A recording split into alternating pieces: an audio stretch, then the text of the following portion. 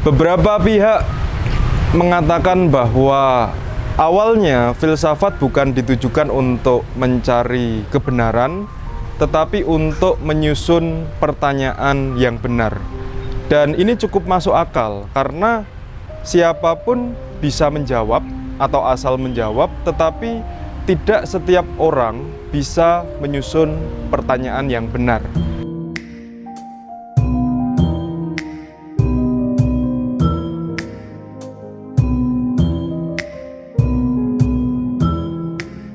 Filsafat sebagai upaya untuk menyusun pertanyaan yang benar kiranya dicontohkan melalui retorika klasik antara Sokrates dengan Plato.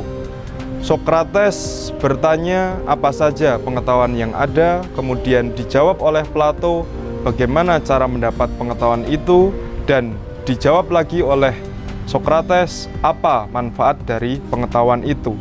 Tiga pertanyaan inilah yang kemudian menjadi bangunan ontologi, epistemologi, dan aksiologi, di mana setiap ilmu pengetahuan, setiap disiplin, bahkan juga ideologi memiliki tiga bangunan ini. Apa itu ontologi? Kita bisa misalkan dengan mudah, misalkan sebuah mobil. Ketika berada di tataran ontologi, kita bisa bertanya, apa itu mobil? Oh, mobil adalah alat transportasi beroda 4 dan lain sebagainya. Dengan kata lain, tataran ontologi bicara soal definisi. Sementara di tataran epistemologi, kita bisa bertanya, apa kerangka dari mobil? Oh, ternyata mobil disusun dari roda, dari casing, dan lain sebagainya. Untuk tataran aksiologi, kita bisa bertanya, apa manfaat dari mobil? Oh, mobil bisa digunakan untuk melakukan mobilitas dari satu tempat ke tempat lain.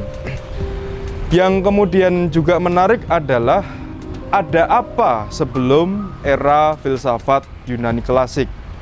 Ternyata di era sebelum filsafat Yunani klasik atau Yunani kuno ada sebuah tradisi yang dinamakan sebagai tradisi bios theoretikos.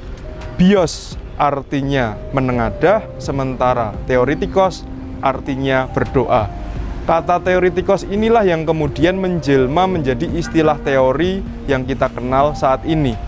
Dan secara tidak langsung, bios teoretikos itu mengandaikan bahwa sebetulnya antara teori dengan praktek itu tidak bisa dipisahkan.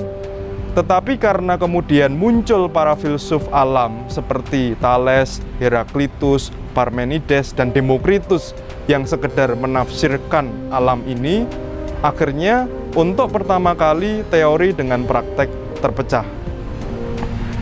Lebih jauh, perkembangan filsafat sendiri bisa kita lacak dari filsafat klasik, kemudian ke filsafat skolastik, lalu filsafat modern, dan kemudian filsafat postmodern atau pasca modern. Ada beberapa karakter yang membedakan di periode-periode perkembangan filsafat ini. Umumnya filsafat klasik maupun skolastik itu masih kental dengan nuansa metafisika. Barulah ketika masuk ke filsafat modern yang lahir akibat pencerahan Eropa, pola pikir filsafat atau nuansa filsafat itu menjadi rasional, universal, dan ahistoris. Rasional artinya segala sesuatu yang dikaji haruslah sesuai dengan akal sehat atau masuk akal sehat, dan juga terpercik juga dimensi empirisme di situ bahwa segala sesuatu itu terindra. Artinya hal-hal yang tidak terindra itu sulit menjadi kajian dalam filsafat modern. Berbeda dengan filsafat klasik yang kental dengan nuansa metafisika. Sementara universal artinya pemikiran-pemikiran filsafat itu berlaku dalam masyarakat manapun. Jadi seolah antara masyarakat barat, timur, semua sama perlakuannya.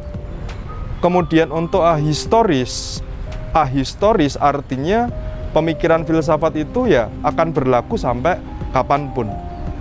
Memasuki era filsafat postmodern, seluruh karakter dari filsafat modern ini ditentang, bahwa hal-hal irasional pun harusnya bisa dikaji, ya.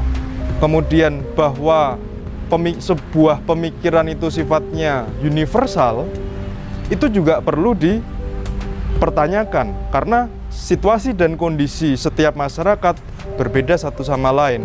Begitu pula karakter dari ahistoris juga perlu diperdebatkan karena suatu pemikiran terus berkembang mengikuti dinamika zaman.